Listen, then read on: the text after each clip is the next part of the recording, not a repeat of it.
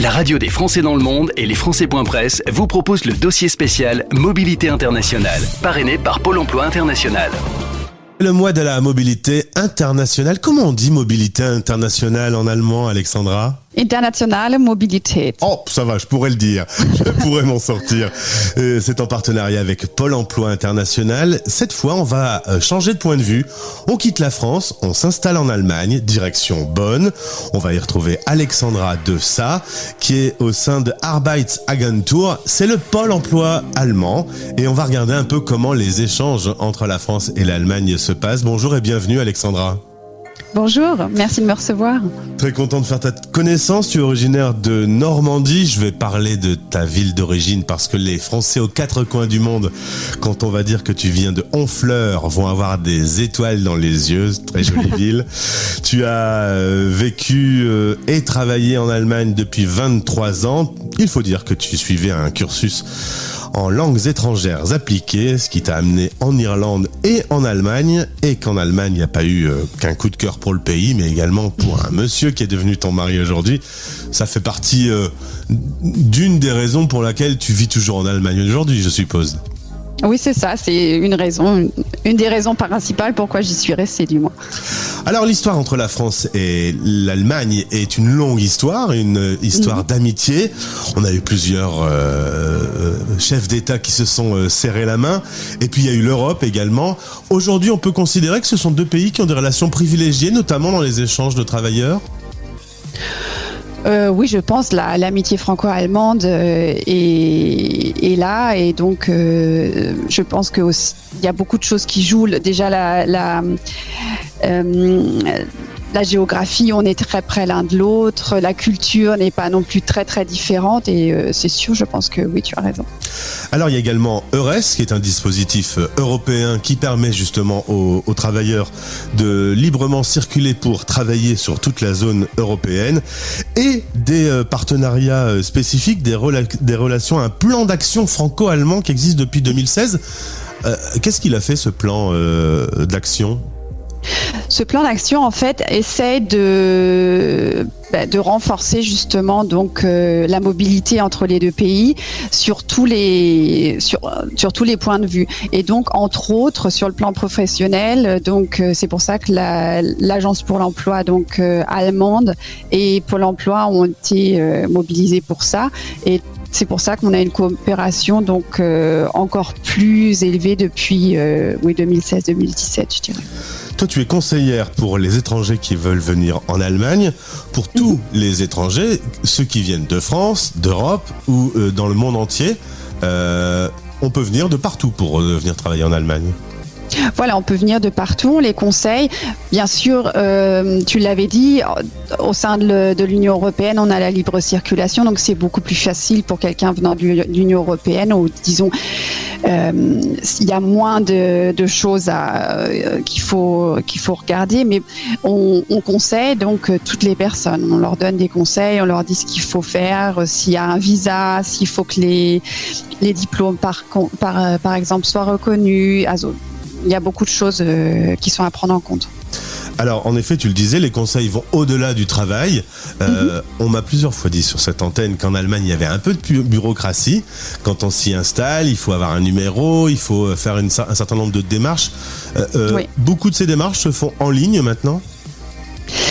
Je dirais avant le Covid, non. Depuis Covid, je pense que ça a changé quand même. Il y a beaucoup d'autres possibilités, et du moins les prises de rendez-vous et tout ça sont souvent en ligne.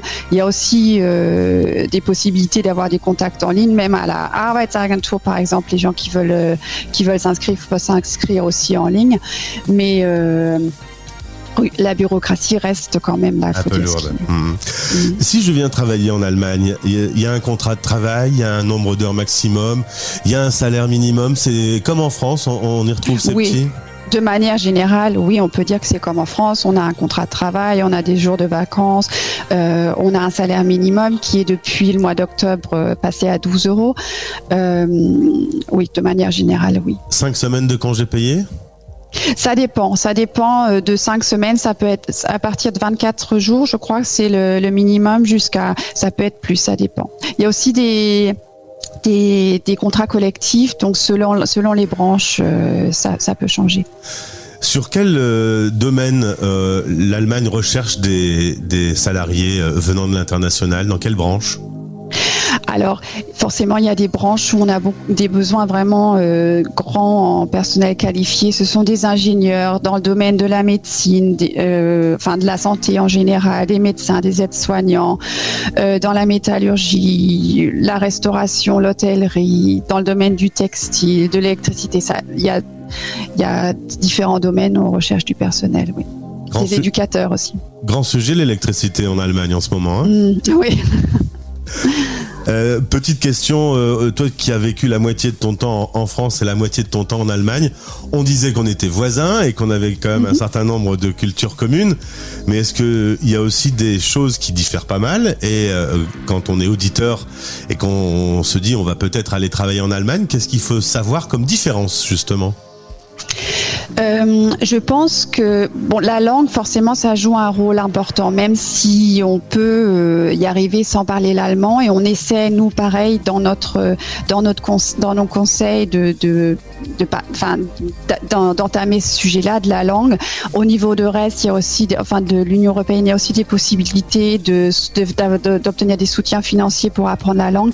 Donc la langue, ça reste quand même quelque chose d'important.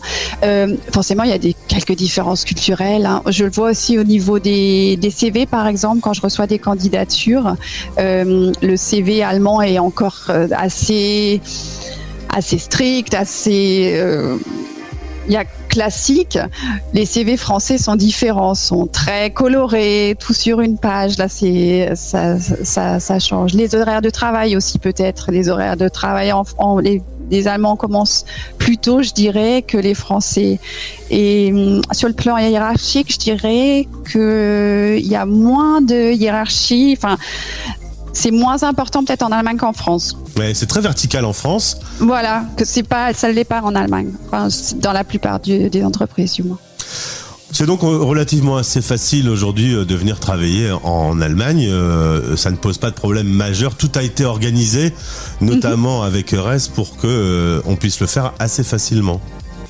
Oui, c'est ça, on essaye, bien sûr. Donc, on essaye de faciliter. Il reste important quand même de bien se préparer. Si je pars à l'étranger, bien sûr, c'est autre chose que si je suis dans mon pays où je parle la langue, je sais à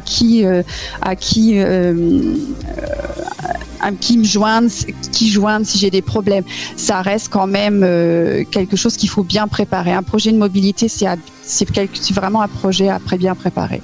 Et puis ma dernière question, si j'ai envie d'aller travailler en Allemagne, parce que par exemple j'y ai rencontré l'amour et que je veux m'installer là-bas, comment on cherche les offres d'emploi? Est-ce que tout est sur le site de Arbeitsagentur? Oui, les offres d'emploi sont sur le site de l'Arbeitsagentur. On les trouve aussi sur le site EURES. Donc, il y a différents sites liens intéressants. Donc, le site Arbeitsagentur.de. Il y a le site EURES qui est intéressant, et il y a aussi un site du gouvernement allemand, donc dont s'occupe aussi l'Agence pour l'emploi. C'est le site Make It in Germany.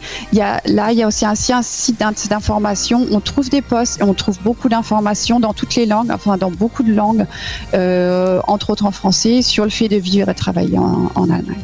On peut dire quand même que sur un point de vue européen, tout a été bien pensé, bien organisé, oui. et sur lesquels il y a beaucoup d'informations. Beaucoup d'informations, oui. Alexandra, merci beaucoup. Un désir de France pour toi dans le futur, proposer la culture française à ton mari allemand, ou tu restes à Bonn? Pour l'instant, je pense qu'on reste à Bonn. Tu regardes comment pour la retraite. Tu regardes comment la France, et là on est en plein débat, en pleine dispute sur le carburant. En fait, on aime bien se disputer. Je sais pas si tu suis un peu l'actualité quand même française, ou si tu t'en es un peu détaché. J'essaie de suivre quand même, puis j'ai ma famille encore en France, donc forcément le contact est là. On essaie de venir assez régulièrement sur la France. Merci beaucoup d'avoir répondu à nos questions. Et alors c'est marrant, on entend un tout petit accent allemand derrière. Je sais, on me le dit. Alors donc, merci beaucoup aussi. Je vais essayer de ressortir mes cours quand j'ai fait allemand première langue. Auf Wiedersehen. Auf Wiedersehen und vielen Dank. C'était le podcast spécial Mobilité internationale.